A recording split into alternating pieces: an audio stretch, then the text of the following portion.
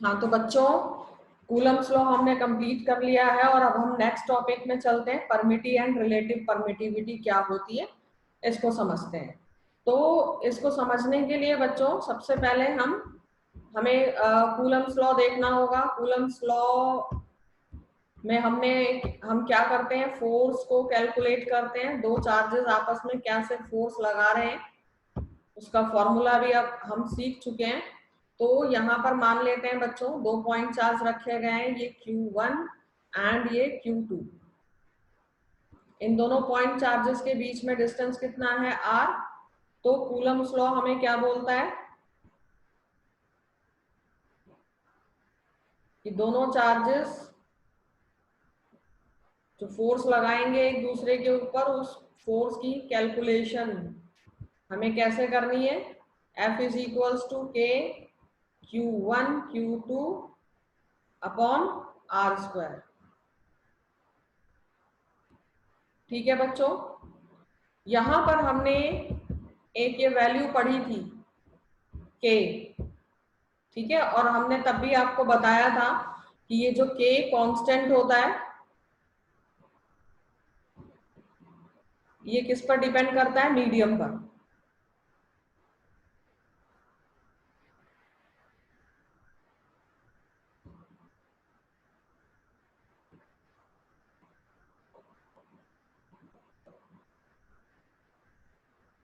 ठीक है बच्चों, इस K की जो वैल्यू होती है वो क्या होती है, 1/4 पाई एप्सिलॉन। ठीक, ये जो मैंने यहां पर ये बनाया है इसको हम क्या बोलते हैं, एप्सिलॉन।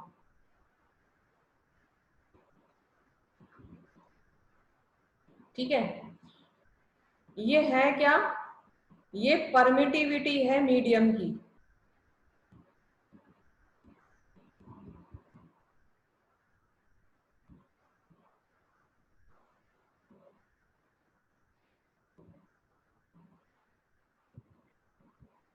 ठीक है, तो परमिटिविटी को हम यहां समझते हैं इन दो चार्जेस के इंटरेक्शन से। देखिए, ये दो चार्जेस हैं यहाँ पर, इन दोनों की अपनी एक फील्ड बनी हुई है, दोनों की इंटरेक्टिव फील्ड है। ठीक है, तो अब ये जो मीडियम होता है, जैसे यहाँ पर फॉर एग्जांपल हमने एयर ले लिया, ठीक है, या वाटर ले लिया, तो जब वाटर इन दोनों चार्जेस के बीच में आएगा तो वो क्या करेगा, वो अपनी खुद की एक फील्ड बना देगा, जिसकी वजह से इन दोनों का जो इंटरेक्शन है वो रिड्यूस हो जाएगा। ठीक है, तो इसीलिए क्या होती है, परमिटिविटी ऑफ मीडियम। तो अगर कोई मीडियम प्रेजेंट होता है चार्जेस के बीच में, वो उनके इंटरेक्शन को रिड्यूस कर देता है। ठीक है बच्चों, तो यही हम यहाँ पर थोड़ा सा परमिटिविटी के बारे में लिख लेते हैं।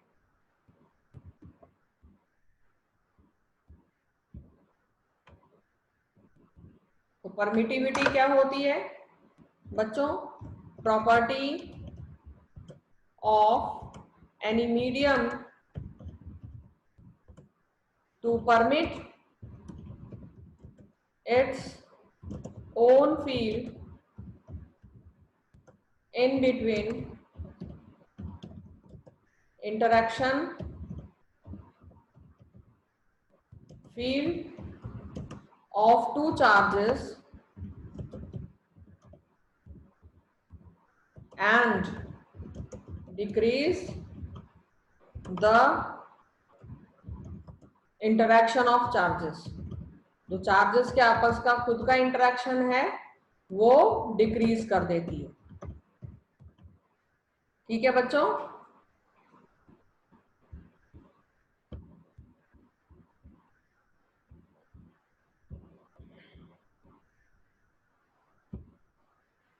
अब ये जो मैक्सिमम वैल्यू होती है ई की फ्री स्पेस में, वो क्या होती है बच्चों, एप्सिलॉन नॉट लिखते हैं अगर हम फ्री स्पेस में मीडियम को स्पेसिफाई कर रहे हैं। ठीक है, द मैक्सिमम वैल्यू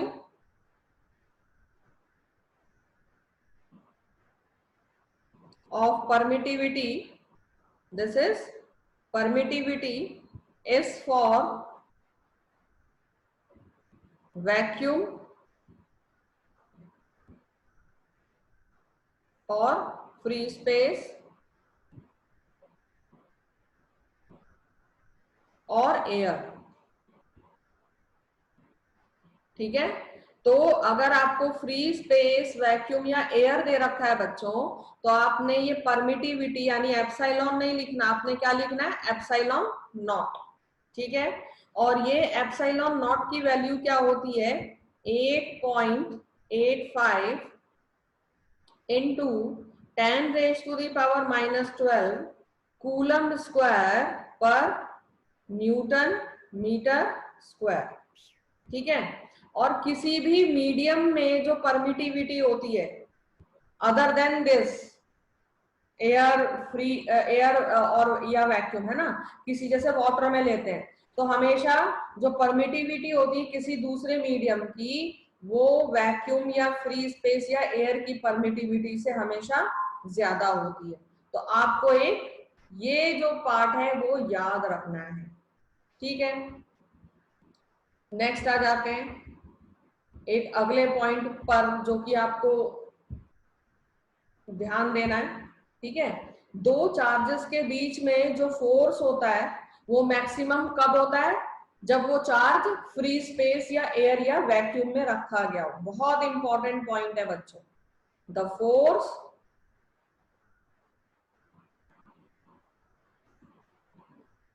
बिटवीन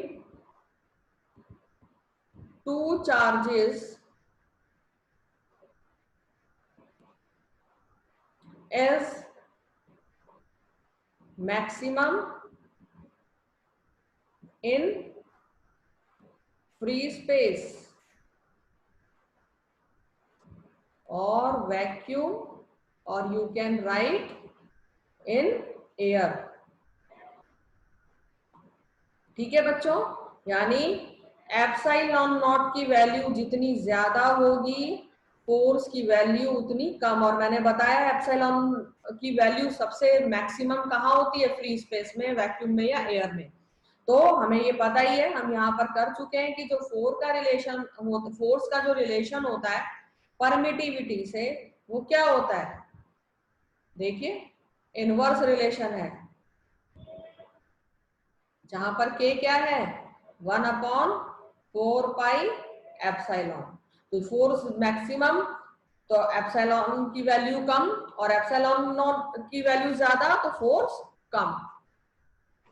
ठीक है, तो मेरे ख्याल से अभी आपको ये पार्ट बहुत अच्छे से समझ में आ गया होगा। और अगर नहीं समझ में आया तो बच्चों आप मुझे चैट सेक्शन में अपने डाउट्स पूछ सकते हैं। ठीक है, अब आ जाते हैं हम अगले पॉइंट पर, जो कि अभी हमने यहाँ पर ये बताया आपको। ये देखिए, अगर मीडियम में जो परमिटिविटी होती है वो ग्रेटर होती है फ्री स्पेस की परमिटिविटी से, तो हम ये भी लिख सकते हैं जो फोर्स होगा मीडियम में वो लेस होगा, क्योंकि ये जो फोर्स का रिलेशन हमने बताई दिया आपको, इनवर्स रिलेशन होता है।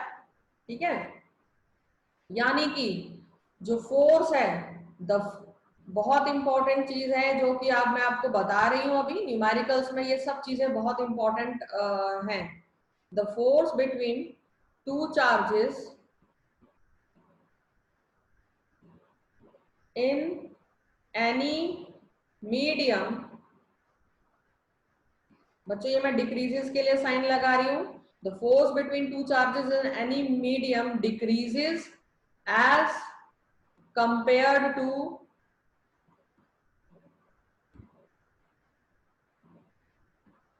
force between those two same charges if distance between them kept same। अगर उनके डिस्टेंस को हम सेम ही रखें तो जो फोर्स होगा दो चार्जेस के बीच में, ठीक है, वो क्या होगा, डिक्रीज होगा किसी भी मीडियम में। ठीक है, क्यों, इसका रीजन क्या हो गया? क्योंकि जो मीडियम होगा वो अपनी खुद की फील्ड को परमिट कर देगा और उन दो चार्जेस के बीच में जो फील्ड बन रही है उसको वीक कर देगा, है ना। तो एज, इसका रीजन लिख लेते हैं यहां पर, as medium permits its own field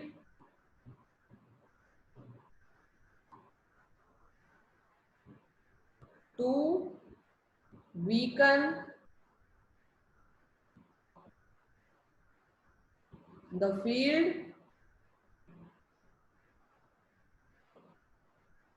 between charges।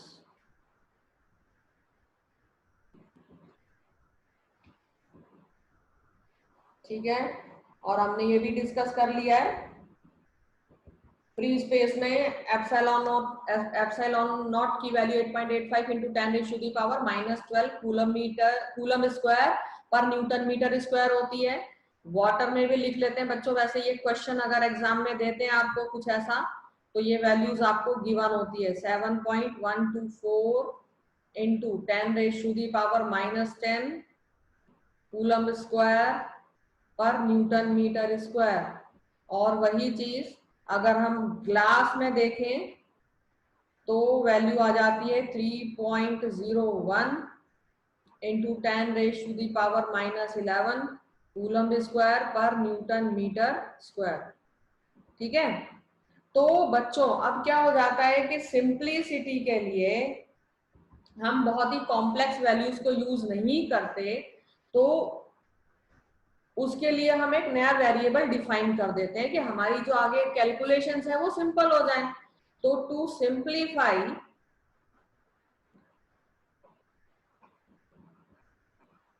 We design a new variable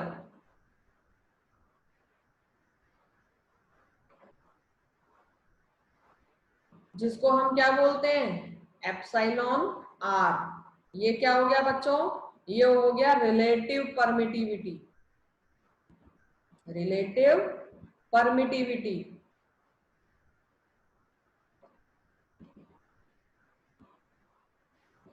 ठीक है। और क्या रिलेशन होता है रिलेटिव परमिटिविटी का, मीडियम की परमिटिविटी और एब्सोल्यूट परमिटिविटी से।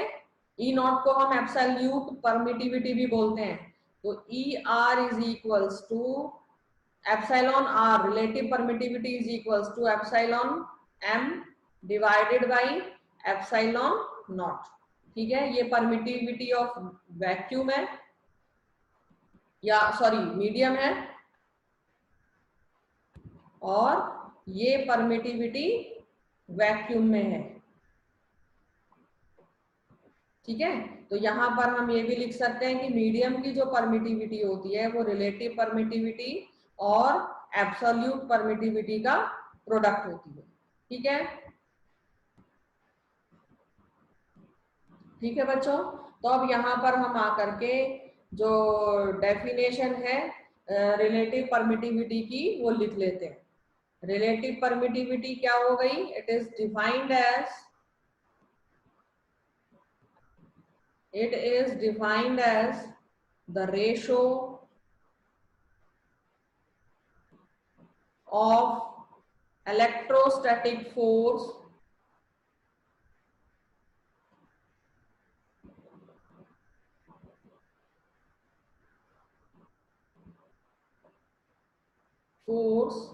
और ये इलेक्ट्रो स्टैटिक फोर्स हम किस में ले रहे हैं, एयर में, F not, between 2 point charges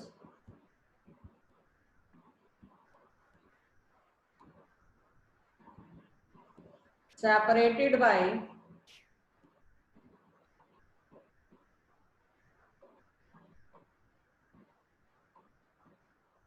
a certain distance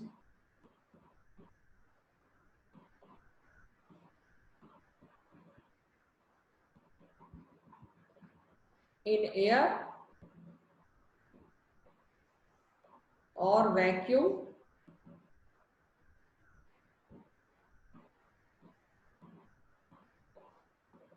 to the electrostatic force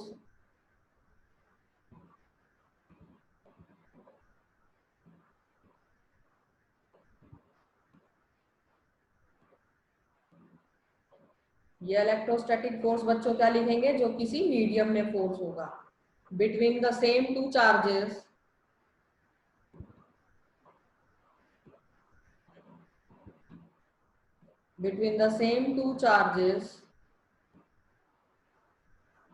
separated by same distance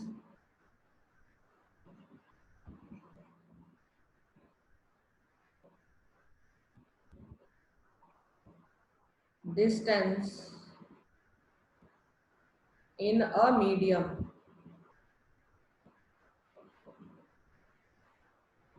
ठीक है, तो ई आर जो होगा वो रेशो हो जाएगा इन दोनों फोर्सेस का, एफ नॉट और F M. F naught upon F M. तो ये एक रिलेशन आपने ई आर का ये भी याद रखना है। ठीक है, तो एक एग्जाम्पल से बच्चों इसको समझते हैं। जैसे कि हमने डिस्कस किया, एक एग्जाम्पल लेते हैं यहाँ पर, एक एग्जाम्पल लेते हैं बच्चों। जैसे कि हमें पता है कि रिलेटिव परमिटिविटी ऑफ वाटर की वो कितनी होती है, 81। ठीक है, एक्चुअली में 80.4 होता है, पर हम राउंड ऑफ करके 81 ले लेते हैं। तो इसका मतलब क्या हो गया कि E R is equals to E M upon E naught होता है ना। तो इसका मतलब permittivity in water upon absolute permittivity वो किसके इक्वल हो गया, 81 के। ठीक है बच्चों, और इसको हम अगर वाटर की परमिटिविटी निकालनी हो तो क्या कर देंगे, 81 इंटू एप्सिलॉन नॉट। ठीक है, यानी जो वाटर की परमिटिविटी होती है वो 81 टाइम्स है वैक्यूम की परमिटिविटी से। ये यहाँ पर इक्वेशन आपको क्या बता रही है, आपको ये इक्वेशन यहाँ यही बता रही है। ये देखिए, ये आपको इक्वेशन क्या बता रही है, इस इक्वेशन से आपको क्या चीज पता चल रही है कि permittivity of water is 81 times of permittivity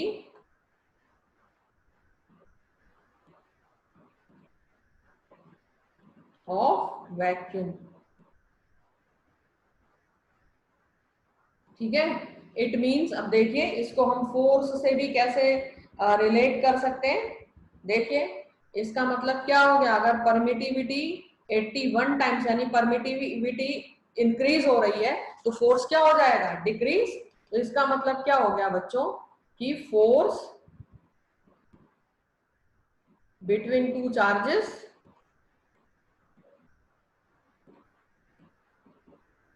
in water is 81 times lesser than force between same charges in vacuum। क्यों, ये हम ऑलरेडी डिस्कस कर चुके हैं कि अगर एप्सिलॉन की वैल्यू इंक्रीज हो रही है तो फोर्स हमारा क्या हो जाएगा, डिक्रीज। ठीक है, तो फोर्स जो हो जाएगा वाटर में उसको भी हम क्या लिख सकते हैं, एफ नॉट अपॉन 81। ठीक है, और यहां पर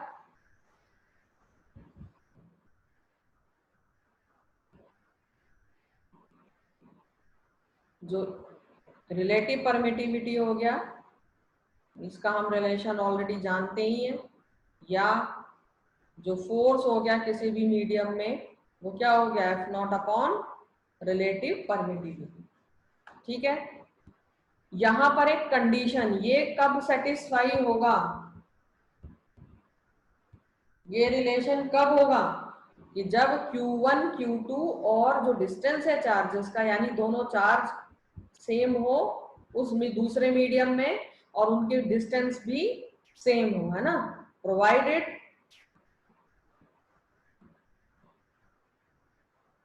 Q1 Q2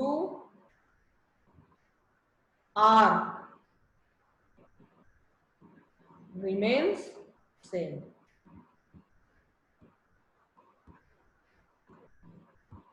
ठीक है, अब हम इसको प्रूव करते हैं कि एफ एम इसके इक्वल कैसे हो गया, एफ नॉट और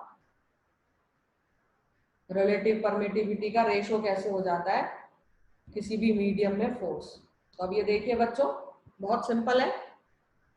किसी भी मीडियम में फोर्स आपको कैलकुलेट करना है तो उसका फॉर्मूला क्या हो गया, के Q1 Q2 upon R square. यहाँ पर के क्या होता है, 1/4 पाई एप्सिलॉन। अब क्योंकि किसी मीडियम में हम फोर्स ले रहे हैं तो हम के की जगह क्या लिख देंगे, 1/4 pi epsilon in medium, permittivity of medium Q1 Q2 upon R square. ठीक है, किसी एयर वैक्यूम, एयर या वैक्यूम में जो फोर्स होगा वो क्या होगा, 1/4 पाई एप्सिलॉन नॉट ले लेंगे यहाँ, Q1 Q2 upon R square. ठीक है, ये हमारी इक्वेशन 1 हो गई, ये इक्वेशन 2 हो गई। दो क्या कर देना है, 2 को 1 से डिवाइड कर देना है। तो ये क्या आ जाएगा बच्चों, 2 को अगर हम इक्वेशन 2 को इक्वेशन 1 से डिवाइड करते हैं तो देखिए F naught upon F M is equals to 1/4 pi epsilon naught, ये भी हो गया 1/4 पाई एप्सिलॉन नॉट। ये यहाँ पर Q1 Q2 upon R square, यहाँ पर Q1 Q2 upon R square. Sorry, यहाँ पर क्या मुझे लिखना था बच्चों, मीडियम,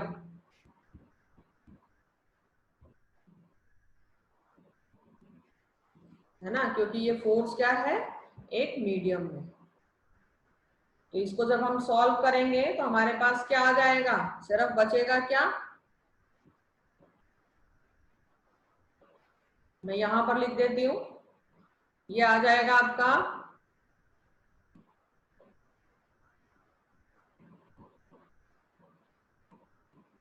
ये जो एप्सिलॉन नॉट इन मीडियम है, इसको हम और क्या लिख सकते हैं, देखिए अभी हमने ऊपर रिलेशन किया है ना, ये इसके इक्वल होता है। ठीक है, तो आपने इसको क्या कर देना है, रिप्लेस कर देना है इससे। तो आपके पास जो इक्वेशन आएगी वो क्या आ जाएगी, F naught upon F M is equals to epsilon naught epsilon r. ठीक है, और ये हो जाएगा आपका F force in a medium is equals to absolute force in air और vacuum divided by relative permittivity. ठीक है बच्चों, ये पार्ट आप कैलकुलेशन इसको खोल करके करेंगे तो यही आएगा, देखिएगा ये एप्सिलॉन और एप्सिलॉन ना कट जाएंगे। ठीक है, कैंसल आउट हो जाएंगे, तो सिर्फ यहाँ पर बचेगा ये एप्सिलॉन आर।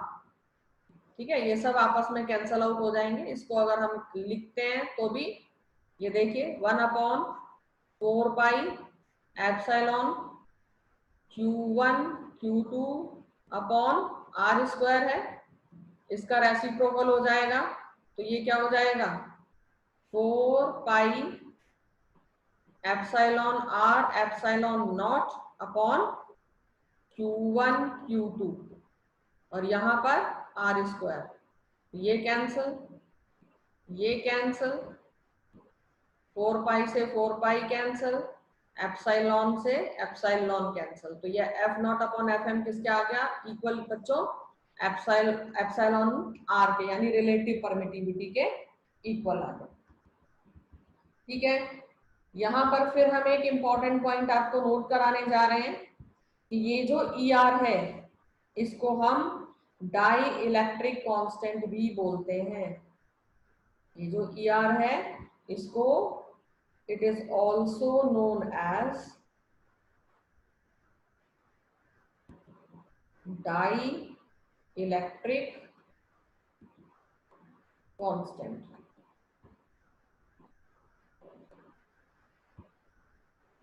ठीक है, अब देखिए डाइलेक्ट्रिक कांस्टेंट क्या होता है। जहां जहां डेफिनेशन आ रही है हमें वो भी याद करनी है। Die electric constant,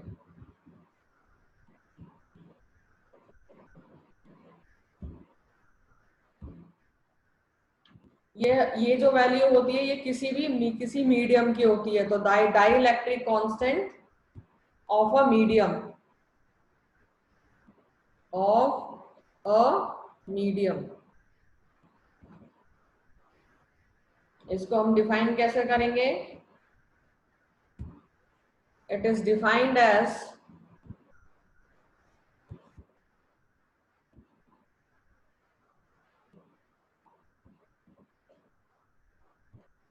the ratio of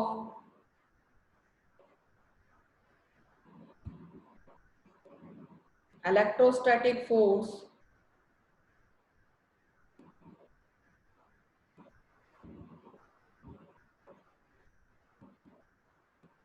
between 2 point charges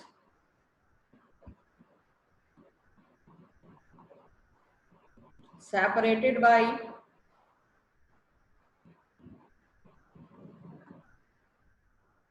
a certain distance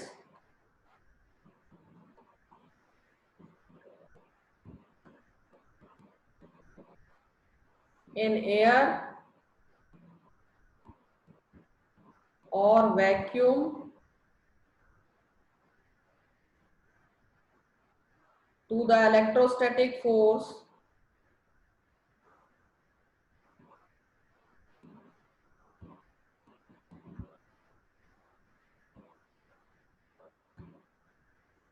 between the same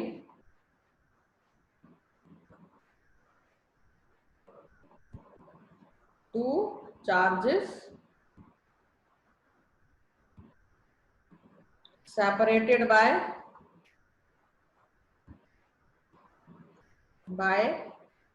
same distance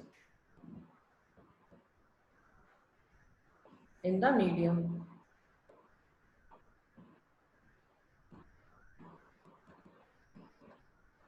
ठीक है, तो बच्चों ये बहुत ही इंपॉर्टेंट पॉइंट है जो कि याद रखना है आपको कि जो 2 पॉइंट चार्जेस हैं वही सेम चार्जेस जो कि कहाँ रखे गए हैं, एयर में, वैक्यूम में।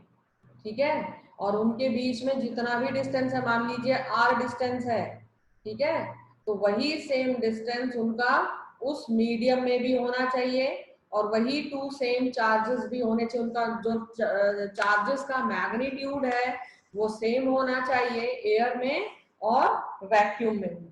ठीक है, तो यहाँ पर हमारा अब ये जो डिस्कशन है थोड़ी सी हम और आगे बढ़ाएंगे। ठीक है, डाइलेक्ट्रिक कांस्टेंट को कैसे रिप्रेजेंट करते हैं ये देखने के लिए। तो देखो बच्चों, बस अब ये जो परमिटिविटी है इसमें ये लास्ट टॉपिक है, फिर 1-2 न्यूमेरिकल्स करके हम इस लेक्चर को एंड करेंगे। देखिए बच्चों, सीजीएस सिस्टम में अगर हम कूलम्स लॉ को लिखें तो कैसे लिखते हैं। इन सीजीएस सिस्टम जो हमने फॉर्मूला लिखा है अभी के Q1 Q2 upon R square, वो एसआई सिस्टम में होता है। ठीक है, तो सीजीएस सिस्टम में कूलम्स लॉ को हम कैसे लिखते हैं। कुछ नहीं होता, बस आपने जो k लिखा होता है, ये k जो कांस्टेंट है इसकी वैल्यू 1 अपॉन ये कैपिटल K होता है। ये जो कैपिटल K है यही क्या है, डाइलेक्ट्रिक कांस्टेंट।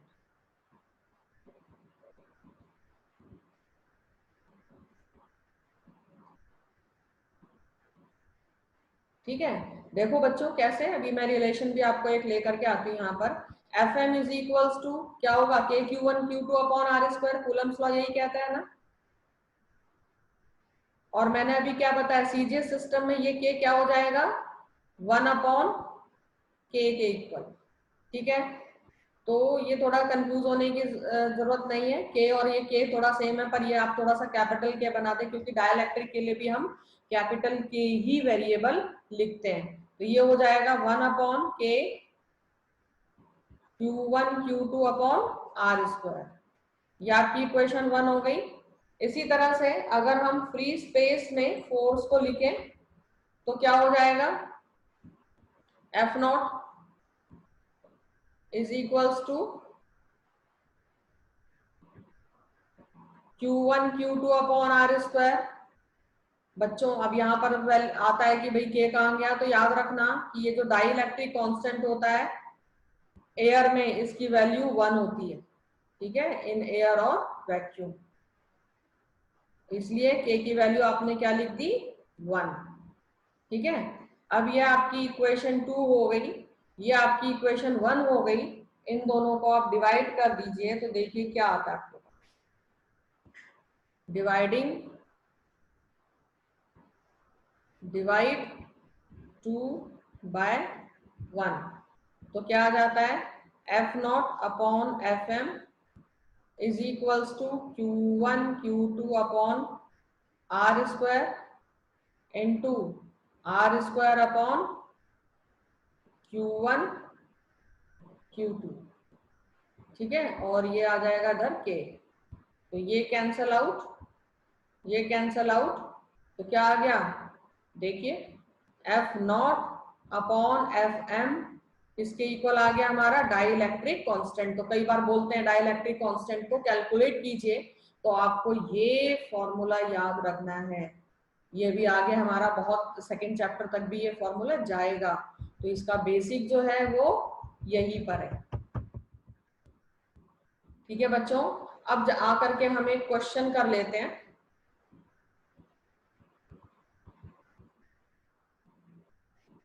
बच्चों क्वेश्चन क्या है, ये क्वेश्चन मैं आपको आपके लिए दे रही हूँ।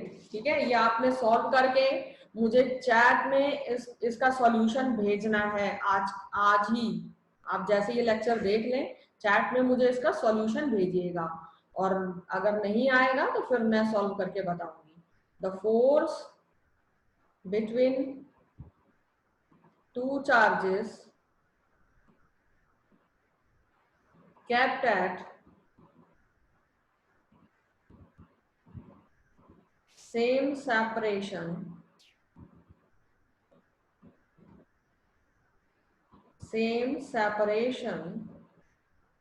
in vacuum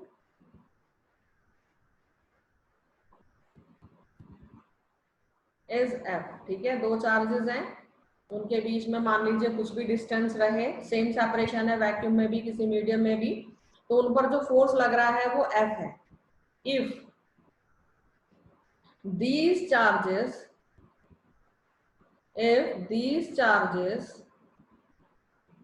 are immersed in a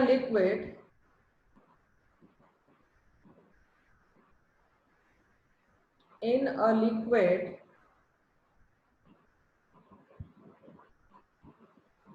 the force becomes F/4। ठीक है, प्रोवाइडेड सेपरेशन इज सेम, यानी सेपरेशन में, क्योंकि सेपरेशन अगर चेंज हो जाएगा तो अभी हमारी थ्योरी सारी चेंज हो जाएगी। Separation is same, find relative permittivity. ठीक है, तो ये आपको सॉल्व करके बच्चों स्टेप बाय स्टेप मेरे को चैट में सेंड करना है। ठीक है, तो आज की क्लास हम यही एंड करते हैं, और उसके बाद में हम थोड़ा सा रिवाइज कर लेते हैं कि आज की क्लास में हमने क्या क्या चीजें पढ़ी। तो बच्चों आज हमने परमिटिविटी और रिलेटिव परमिटिविटी क्या होता है ये जाना, परमिटिविटी और रिलेटिव परमिटिविटी के बीच में रिलेशन क्या होता है वो भी हमने देखा। और देखिए यहाँ पर फोर्स, किसी मीडियम की परमिटिविटी का फोर्स पर क्या इफेक्ट होता है ये भी हमने देखा, और हमने कुछ न्यूमेरिकल्स किए। ये हमें याद रखना है, ये रिलेशन किसी मीडियम की जो परमिटिविटी होती है एब्सोल्यूट परमिटिविटी और रिलेटिव परमिटिविटी का प्रोडक्ट होती है। ठीक है बच्चों, तो और इसके बाद हमने फिर कुछ न्यूमेरिकल्स ट्राई करने के लिए बोला है। अभी आपको फिलहाल एक न्यूमेरिकल दिया, बाकी फिर आगे मैं इस टॉपिक से रिलेटेड न्यूमेरिकल जो फर्दर मेरे असाइनमेंट आएंगे मैं आपको सेंड करूंगी, पर आपको ये क्वेश्चन सॉल्व करके मुझे चैट बॉक्स में भेजना है। तो आज की क्लास हम यही खत्म करते हैं, नेक्स्ट क्लास में फिर मिलेंगे।